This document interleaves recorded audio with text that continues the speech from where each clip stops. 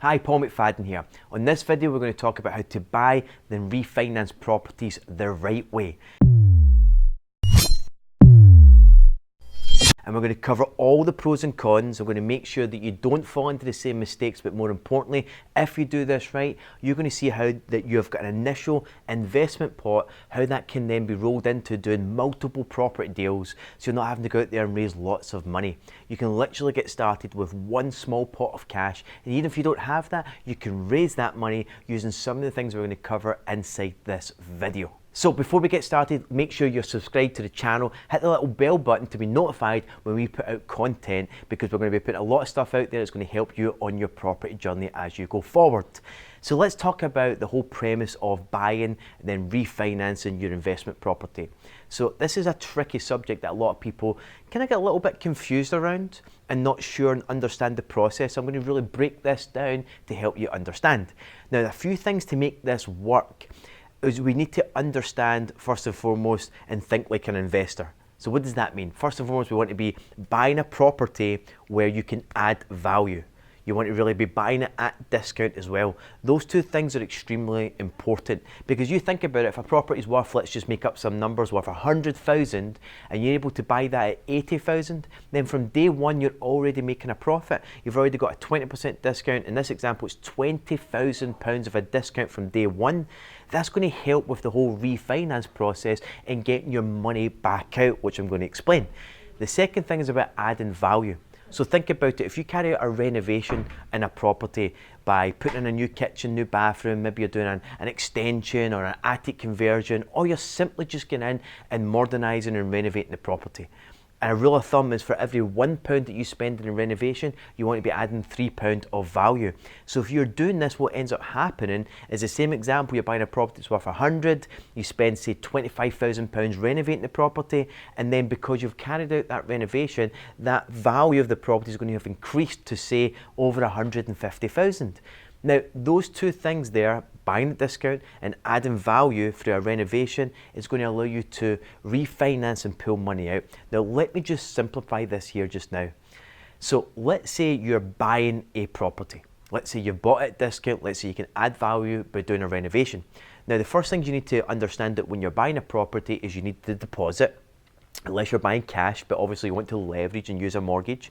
That way you can make your money go a lot further. So if you've got a deposit, which is normally 25%. So if you're buying a property that's worth £100,000, you're buying it at 100, you're going to have to put down 25,000 as a deposit.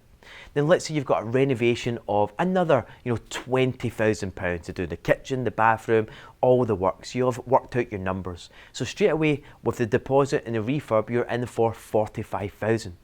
And you have associated purchasing costs for your legals, different taxes such as stamp duty and so forth. Let's say that comes to 5,000, just high level numbers. So you need a total acquisition cost to buy this investment property of 50,000. Now let's backtrack a little bit just now. If you only have deposit monies and the refurb money of only £50,000, that's all you've got, then if you buy a property and you don't buy right and you don't refinance to pull your money back out, then you're only going to be getting one investment property. And that's fine, because that one investment property will produce an income if you've bought right, you've made sure that it's in an area that's got high rental demand and it can achieve the right rent, pay off the expenses. It's going to give you a profit, a rental income that comes in month after month, and a good indication is anywhere between 8 to 10% plus on the money you've invested in terms of the profit from the rental income. Now with that in mind, that's fine, but you don't want to tie all that money, that initial investment pot, you don't want to tie that all into one property. We want to make that go into the second, the third and so forth. Now, normally the time frame to buy a property, to then renovate that property, and then to refinance, it normally takes anywhere between 3 and 6 months. Now, most mortgage lenders out there, traditional lenders, adhere to what's called the 6-month guideline from the Council of Mortgage Lenders. Now, not all lenders adhere to this, especially commercial lenders, they don't, but most traditional lenders, they want you to buy a property and hold that for a period of 6 months before you can sell it or refinance. So that's fine. 6 months is not a long period of time. So you've bought a property, you've taken ownership, you've carried out the renovation. In this example, you've spent the £20,000 renovating that property, And then what happens, as it approaches the 6-month time frame from when you've taken ownership, you're going to either contact your mortgage broker, or better still, contact the lender direct. And all you're going to say to them is, I've added value to my property by carrying out a renovation. And what they will do at this stage here, they'll ask you a couple of questions. One, they'll say to you, okay, so what have you done to the property? So you tell them what you've done. Two, how much do you believe your property is now worth? They actually ask you this. Now, they're going to send a surveyor out who will verify this, but they still ask you for a guide. So let's say in this example, you turn around and say, well, it's now worth 150,000. Now, if you've done your due diligence right in the right manner, you'll know these numbers, because when you do your due diligence to buy the property in the first place, you want to know the current market value and obviously buy at discount, and that's based on its current condition. But then when you carry out a renovation, then it's going to give you the end market value of the value of that property once it's been fully renovated to that higher standard. And that's the number. So let's say it's 150,000 in this example. And then that's what you're going to say to the lender. They will then instruct a surveyor, and this is the best part. The surveyor is most likely going to be the same surveyor who valued the property when you purchased it just previously 6 months ago. And that gives you a period of time to build a relationship with the surveyor, knowing that he's going to come back out in 6 months to see what you've done. And not that you don't want to do his job for him, but you can have some comparables there of other recent properties that have sold that verify and back up that it's worth 150. Now, we want to be strict with our numbers and never rely on hoping that the property is going to go over 150 if you know that that's the selling price based on your comparables.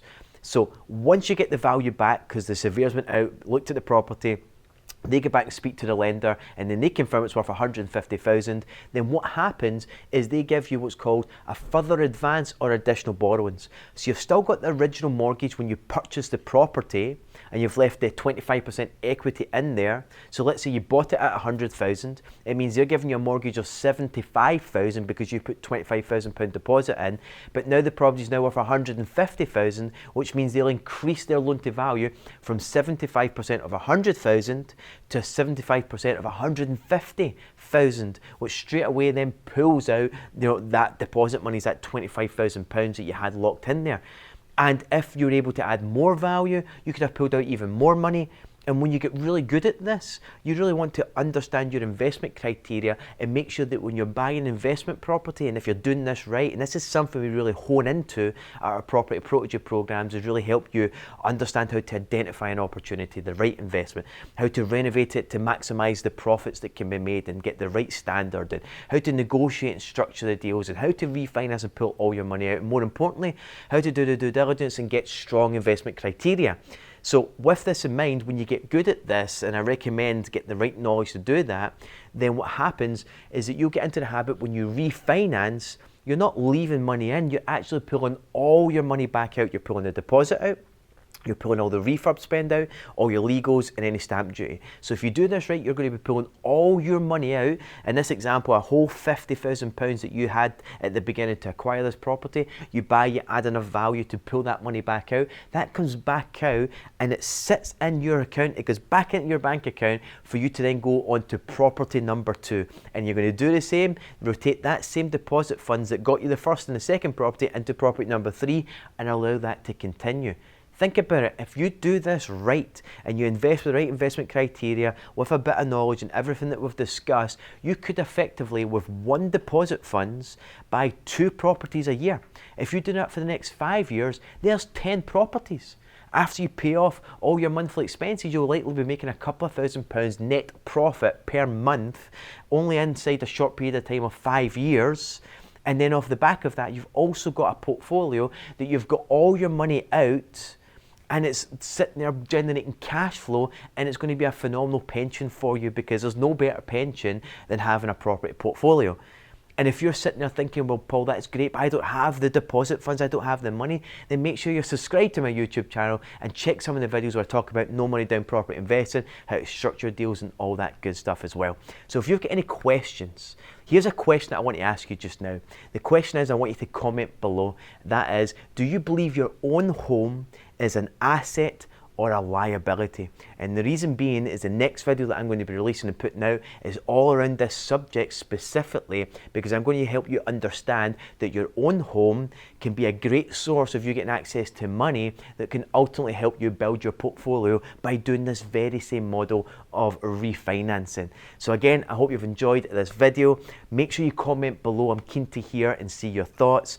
And as always, make sure you subscribe to the channel, hit that little bell to be notified when our next videos come out, and I look forward to speaking to you again soon. Bye for now.